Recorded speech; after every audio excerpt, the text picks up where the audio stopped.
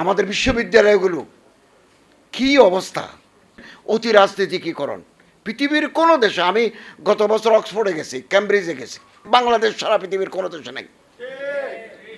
Student পলিটিক্সের নামে যে নোংরামি, এটা আমাদের পার্শ্ববর্তী দেশ ভারতেও নেই। আমি একটা জিনিস লক্ষ্য করেছি, 2009 থেকে 2024 পর্যন্ত বিশেষ করে আমাদের শিক্ষা ব্যবস্থায় আমাদের এমনভাবে পরিবর্তন করা হয়েছে, আমরা আত্মপরিচয়ের সংকটে পতিত হয়েছি।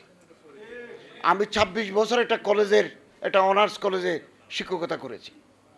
আমার সাবজেক্ট ইসলামের ইতিহাস, ইসলামিক হিস্ট্রি অ্যান্ড কালচার। বারবার Islamic studies, Islamic history, Arabic, এগুলোকে কোণঠাসা করার একটা সুপরিকল্পিত কাজ হয়েছে।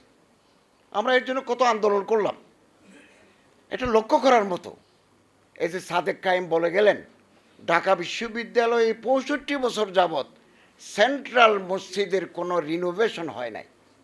আমাদের জ্বালানি উপদেষ্টা ফয়জুল সাহেব একজন বেসরকারি একজন ব্যবসায়ীকে অনুরোধ করে রিনোভেশনের ব্যবস্থা করে দিয়েছেন। আমি ইমামতি করেছি, ভাইস চ্যান্সেলর সাহেব ছিলেন, সাদেক কায়েম ছিলেন, উপদেষ্টা ফজল কবির খান ছিলেন।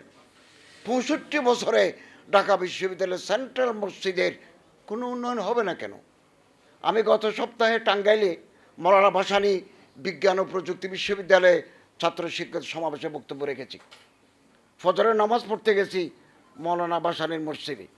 দৃষ্টিনন্দন বিল্ডিং, কত সুন্দর ইনফ্রাস্ট্রাকচার, কিন্তু মসজিদটা মৌলানা ভাসানীর জামানার। আমি যখন অনার্সের ফার্স্ট ইয়ারের ছাত্র, সুয়েটে আবাসিক এলাকা একটা মসজিদ হবে, আমি ওখানে বক্তৃতা করতে গেছি। বিসি মহোদয় বললেন, আমি প্রজেক্ট পাঠালে উপর থেকে না করে দেয়। আমাদের প্রশাসনে ধর্ম পছন্দ করে না একটা গোষ্ঠী বিচরণ করছে। অতএব আগামী দিনে যে শিক্ষা পাঠ্যক্রম পরিবর্তন বলেন, LGBTQ ঢুকানোর জন্য বারে প্রচেষ্টা হয়েছে। আমরা যখন সরকারি ছিলাম, প্রাথমিক বিদ্যালয়ে গভর্নমেন্ট চিন্তা করেছিলেন সঙ্গীত চালু করবেন। চারিদিকে আলোচনা উঠল। আমি আমার সহকর্মী উপদেষ্টা, প্রাথমিক উপদেষ্টা বসেছি যে এটা কেন আপনারা করতে যাচ্ছেন, চারিদিকে তো আপত্তি উঠবে, আবার আমরা একটা বিব্রত অবস্থায় পড়ব। তিনি বলেন, ঠিক আছে, আমি আলোচনা করে সেটা বাদ দিয়েছে। এখন আবার সঙ্গীত আসার প্রাথমিক বিদ্যালয়ে এটা আবার একটা পরিকল্পনা শুরু হয়েছে। এবং এটা বললে ভালো দেখায় না, আমাদের প্রাথমিক লেভেলে, মাধ্যমিক লেভেলে শিক্ষা ব্যবস্থার মান কাঙ্ক্ষিত নয়। কলেজ পর্যায়ে যখন আমি ছাত্র পাই, তারা কিছু জানে না। জাপান, আমরা তো জাপানের দিকে তাকাতে পারি। জাপানের প্রাইমারি এডুকেশনে স্কুলে কোনো পরিচ্ছন্নতা কর্মী নাই। এই যে ঝাড়ু দেবে, টেবিল মুছে দেবে, স্টুডেন্টরাই করে।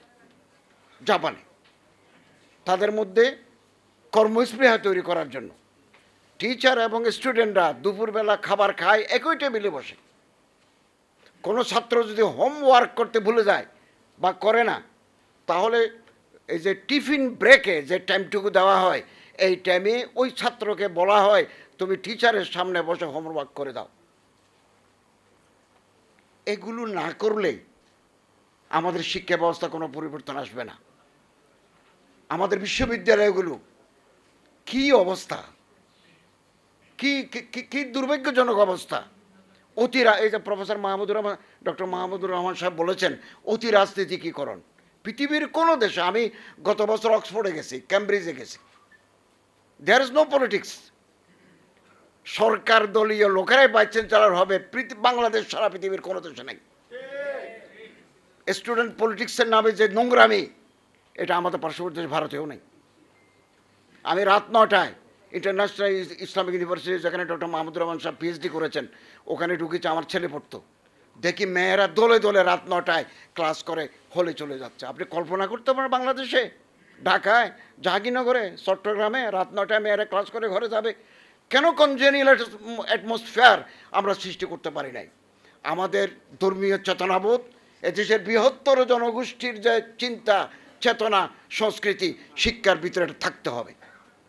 আমরা সচেতন থাকব যাতে আমাদেরকে আবার ধর্মহীন করার যে কোনো প্রয়াস আমরা রুখে দাঁড়াবো। আল্লাহ তাআলা আমাদের তৌফিক দান করুন, আমিন। ওয়া আখিরু দাওয়ানা আলহামদুলিল্লাহি রাব্বিল আলামিন।